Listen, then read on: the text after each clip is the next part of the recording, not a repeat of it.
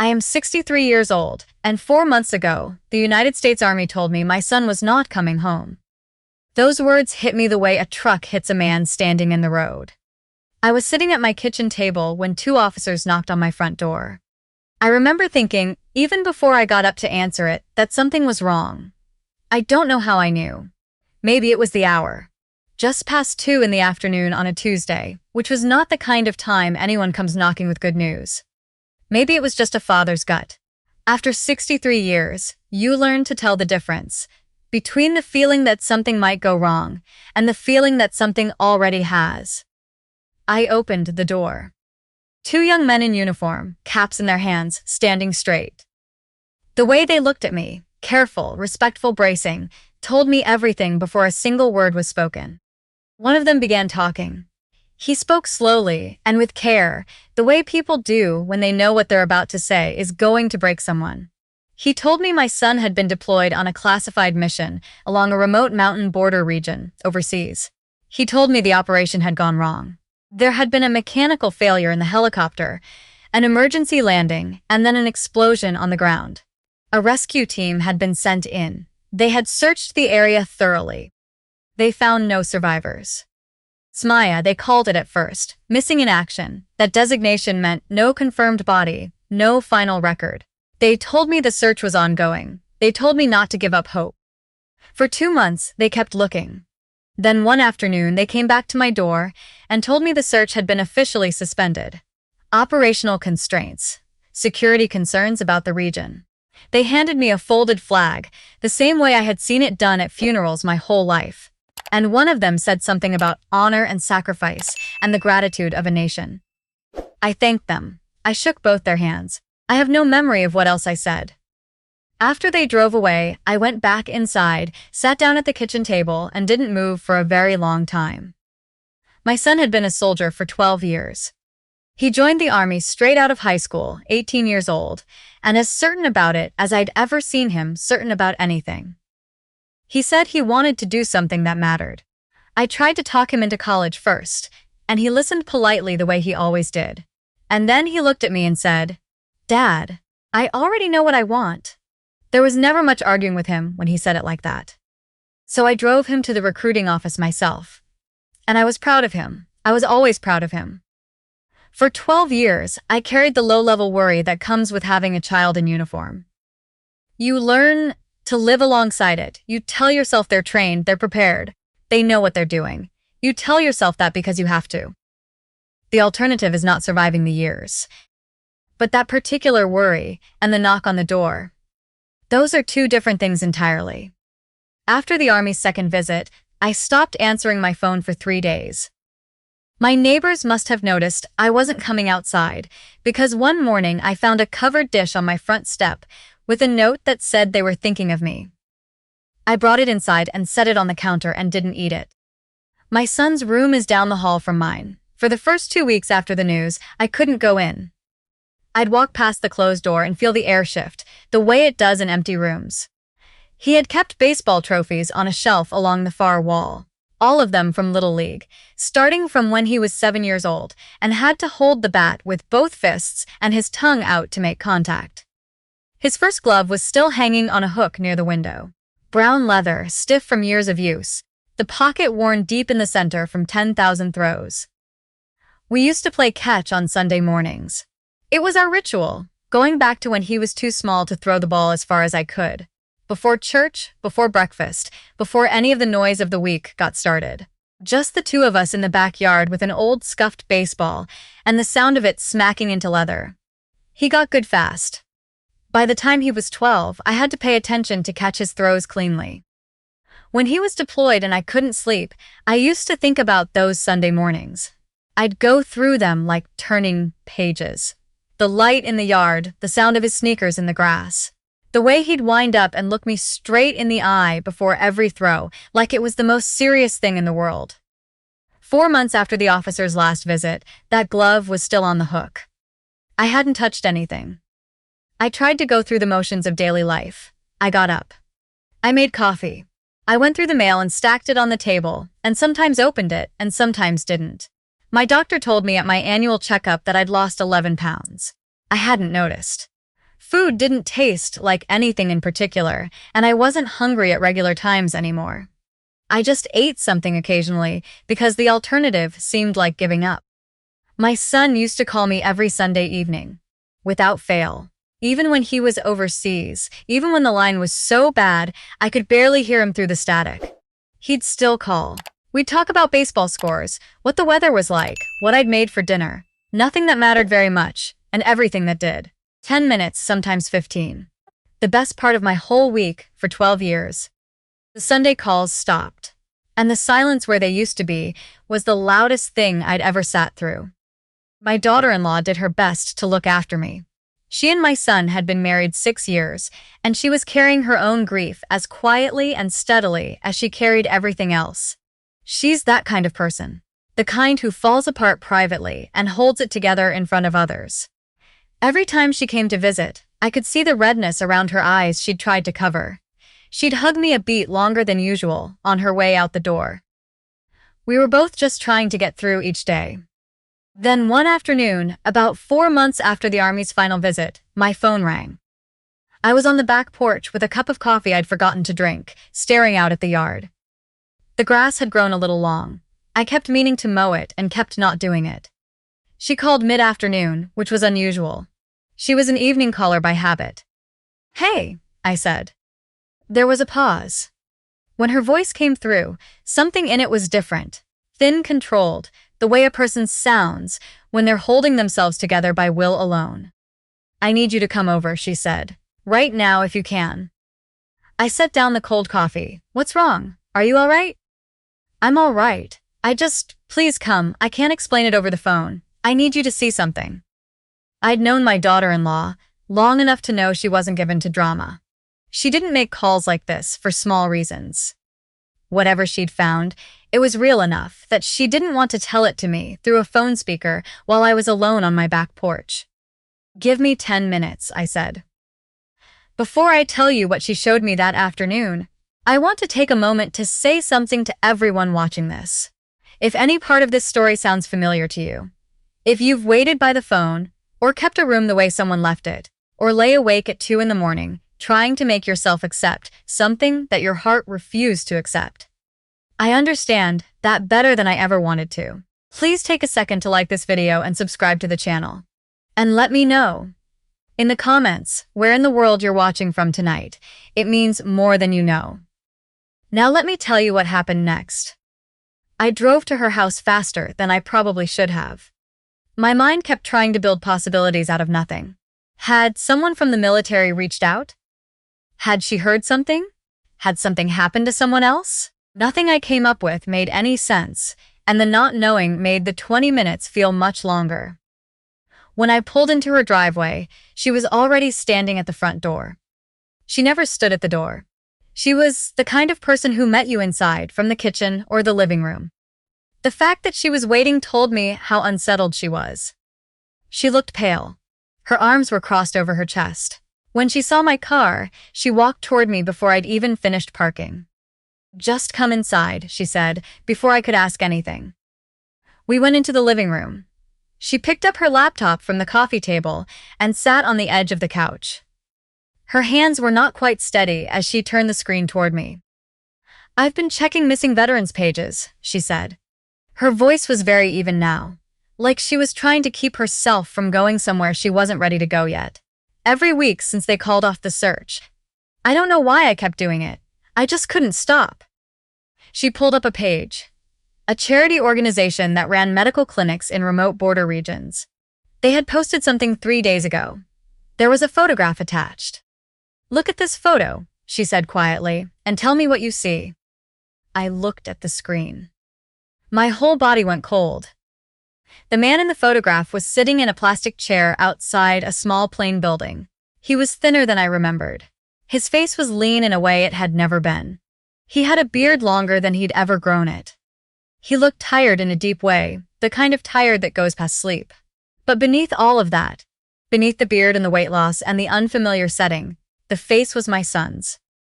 The same jaw, the same ears, the same slight furrow between his brows that he'd had since childhood, when he was concentrating on something. And there, visible on his left forearm where his sleeve was rolled up, was the edge of a tattoo. A compass rose. He'd gotten it the day after he graduated basic training. He'd called me from the tattoo parlor, laughing, saying he wanted me to know before he came home to visit. I told him I hoped he'd thought it through. He said he had been thinking about it for 4 years. My hands started shaking. "That's him," I said. The words came out differently than I expected. Flat, like I was stating something factual to keep myself from losing my footing entirely. My daughter-in-law nodded once. "I stared at it for nearly half an hour before I called you. I kept thinking I was imagining things, that I wanted it to be him so badly I was seeing what wasn't there." "It's him," I said again. She scrolled down to the text beneath the photo. The charity had found a badly injured man near a remote mountain pass some months earlier. He had been discovered by a local family who lived in the high terrain and had no reliable access to phones or roads. The family had transported him by mule cart over 2 days to the nearest clinic. He had a serious head injury and multiple other wounds. He had been recovering slowly. He carried no identification. He had not been able to provide clear information about himself. The clinic was posting his photo in the hope that someone might recognize him. I read it twice, then I put my hand over my mouth and sat there for a moment. "He's been there this whole time," I said finally. She put her hand on my arm. "We don't know everything yet, but we have to reach them." We spent the rest of that afternoon trying. We messaged the charity page. We searched their website for contact information and found an email address and a phone number that connected to a regional office. We called until someone answered. My daughter-in-law explained who she was, who I was, who we thought we were looking at. She described my son precisely, the tattoo, his height, his eye color, the scar on the back of his right hand from when he was 14 and cut himself on a broken jar trying to help me with the dishes. We sent an email with everything we could think of. Then we waited. An hour, 2 hours, I paced her kitchen until she gently suggested I sit down. She made tea. Neither of us drank it. Then, just after 8 that evening, an email notification appeared. It was from the clinic coordinator. She wrote carefully and precisely. Yes, the man they had been caring for had a tattoo on his left forearm. Yes, he matched the physical description. She wrote that he had been in their care for several months and was physically improving, but had significant cognitive difficulties as a result of his injuries. She wrote that they had hoped someone would come forward. She asked for additional documentation and said, and here my daughter-in-law had to stop and take a breath before she finished reading it aloud, that if it was at all possible, a family visit would be welcomed and potentially very beneficial. We sat there for a moment after she finished reading. Then we both started crying. I'm not a man who cries in front of other people. I was raised in a different time, and I raised my son the same way. Chin up, push through, don't fall apart where others can see. I told him that dozens of times.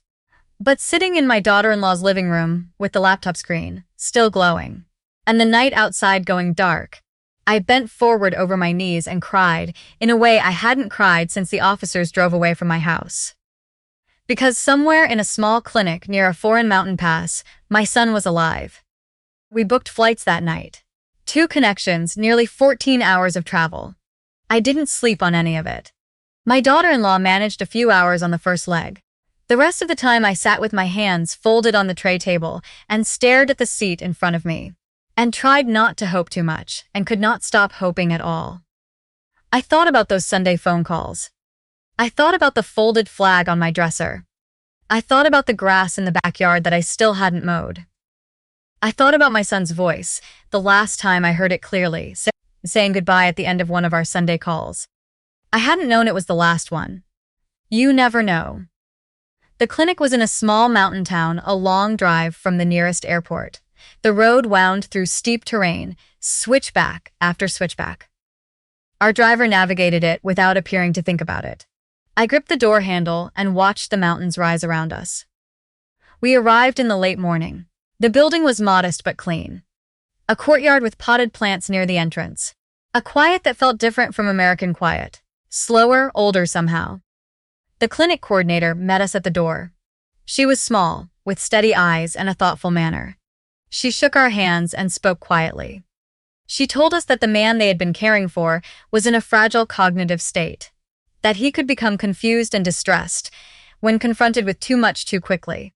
She asked us to be patient, to go slowly, not to try to force anything. I told her I understood. She led us through the building and out a side door into a small enclosed garden. Stone walls, a few trees, the mountains visible above the roofline. He was sitting in a wooden chair facing away from us, looking toward the mountains. He was wearing a plain gray shirt and trousers. His shoulders were set in a way I recognized instantly. The same slight forward tilt he'd had since he was a teenager, like he was always leaning into whatever was next. My daughter-in-law made a small sound beside me and pressed her hand over her mouth. He heard us and turned. His face, thinner, yes. The lines around his eyes deeper than they should have been. The beard changing the shape of the lower half of his face. But it was him. There was not a single second of doubt. I had held that face in my hands when he was an hour old, and I had watched it change for 31 years, and I knew it the way I knew my own. I said his name. He looked at me with calm, polite eyes. The eyes of a man looking at a stranger. "Hello," he said. His voice was quiet, careful. "I'm sorry, do we know each other?" The doctor who had been overseeing his care explained it to us that afternoon. Severe traumatic brain injury from the crash impact and the explosion.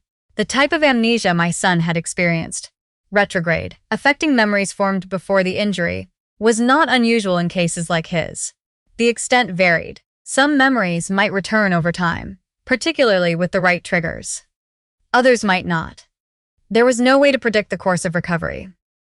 He said, "Don't push too hard. Don't try to force the memories. Just be present. Let him get comfortable with you first. Sometimes the brain finds its own way back when the conditions are right." We rented rooms at a guest house in town and we stayed. Every morning we went to the clinic. We sat with my son in the garden and talked to him. My daughter-in-law was gentle and patient in a way that made me understand all over again why he had chosen her. She told him stories about their life together. She showed him photographs on her phone. He looked at each one with the careful attention of someone studying evidence of a life they've been told is theirs but cannot feel. I told him about his childhood, about Little League, about the trophies on the shelf, about the Sundays in the backyard. He listened with his hands folded in his lap and his eyes on me, attentive and kind. When I finished, he said, quietly, "He sounds like a good kid. You must miss him." He meant himself. He was speaking about himself in the third person, without knowing it. I had to look away for a moment. I told him that yes, I missed him very much. 3 weeks passed like that. Patient days of slow conversation and careful proximity. Some things seemed to linger at the edge of his recognition. Certain phrases, certain sounds. But nothing fully surfaced. The doctor told us we were doing the right things, that it sometimes took longer. We kept going. I had brought something from home in my jacket pocket. I'd packed it without quite knowing why. Reached into the bottom drawer of my son's dresser on the morning we left and found it sitting there and put it in my hand and then into my pocket. I'd been carrying it every day since without taking it out. It was a baseball, old and scuffed, the leather worn soft, the stitching nearly smooth from years of handling. The same ball we had thrown to each other every Sunday morning for almost 2 decades. I had no plan for it. I just couldn't leave it behind. One afternoon, about 3 weeks into our stay, I asked if he wanted to take a short walk. He'd been doing short walks with me most afternoons by that point. He seemed to find it easier to be around me when we were moving, rather than sitting face to face, and I had learned to take whatever worked. We walked to a flat, open patch of ground outside the clinic's stone wall. The air was cold and thin and smelled like pine. The mountains stood all around us, still and enormous. We stopped and stood there in silence for a moment, looking out at them. Then I reached into my pocket and took out the baseball. I held it out toward him without saying anything. He looked at it. He reached out slowly and took it from my hand. He turned it over in his fingers. His thumb ran along the worn seam, once and then again, the way your hand knows to move on something it has held thousands of times. His face changed. Only slightly, but I saw it. The way a room changes when you open a window somewhere else in the house, and the air begins to move. He kept turning the ball. slowly, looking at it with an expression I hadn't seen on him in 3 weeks. Not polite, not careful, but inward, searching for something inside himself. I stood very still and watched him. And then, without deciding to, without planning it at all, I said the words I had said to him 1,000 Sunday mornings over 20 years. The words I always said before the throw. Ready? Here it comes. He went absolutely still. For a second, the whole world seemed to stop with him. Then his breath hitched. His hand closed tight around the baseball. His face, which had been so carefully composed and distant for 3 weeks, crumpled all at once. Not slowly, but the way a dam goes, all at once, and tears came pouring down his cheeks. I stepped toward him. He looked up. His eyes were wide open and full and desperate, like a man who has been underwater and has just broken the surface and is taking his first full breath. He said one word. Dad. I don't remember moving. I just had my arms around him, and he had his arms around me, both of his fists at my back, the old baseball still in his right hand pressed against my shoulder blade. And he wasn't polite about it, wasn't careful. He held on the way a person holds on when they have been somewhere very dark and very alone and have just found their way back to something solid. He kept saying it, quietly, into my shoulder, like he was checking that it was real. Dad, Dad. And I kept saying, I'm here, I've got you, I'm right here. My daughter-in-law was standing in the doorway of the clinic. She told me later that she stood there for a moment watching us, and then she turned around and went inside and sat down in the nearest chair and cried until she ran out of tears. The day after, we contacted the military. There were forms to complete, people to call, official records to update. My son was able to provide enough information, fragmented as his memory still was, to verify his identity and reopen his case. The investigation that followed determined that the helicopter had come down in terrain remote enough that the initial search had passed over the area without covering it adequately. The family who had found him had no means of outside communication. They had done what they could, a 2-day journey to get him to the nearest clinic, and it had saved his life. He had never been listed as Kaya. He had always been Maya. Now that designation was changed to recovered. Coming home was not instantaneous. Memory doesn't flood back all at once. It came in pieces, slowly, over months. Some things returned quickly after that afternoon in the field, like something that had been stuck finally coming loose. Other things surfaced more gradually, at odd moments, without warning. A few things he told me he still couldn't reach, and the doctors said some of those gaps might be permanent. But he remembered the Sunday calls. He remembered Little League. He remembered the backyard and the sound of the ball in the glove, and the way I always said the same thing before every throw. He remembered me. There's one moment I've thought about nearly every day since then. It was about 5 weeks after we brought him home. A Sunday evening, he called me at his usual time. The signal was clear. His voice was still a little slower than it used to be, a little more deliberate, but it was his voice. And it was on the other end of my phone on a Sunday evening, and I sat down in the kitchen chair because my legs needed the help. We talked about nothing important. The weather in his town, what I'd been cooking, whether his old glove was still on the hook. I told him it was. I told him I hadn't moved a thing. He was quiet for a moment. Then he said, I always liked knowing that room was the same. I told him it would always be the same. I told him he could always come home. And he said, I know, Dad. I stayed on the phone a long time after we hung up. I sat in the kitchen in the quiet and looked out at the backyard and thought about all the Sunday mornings we still had in front of us. For the first time in more than 4 months, the quiet didn't feel like absence. It felt like rest.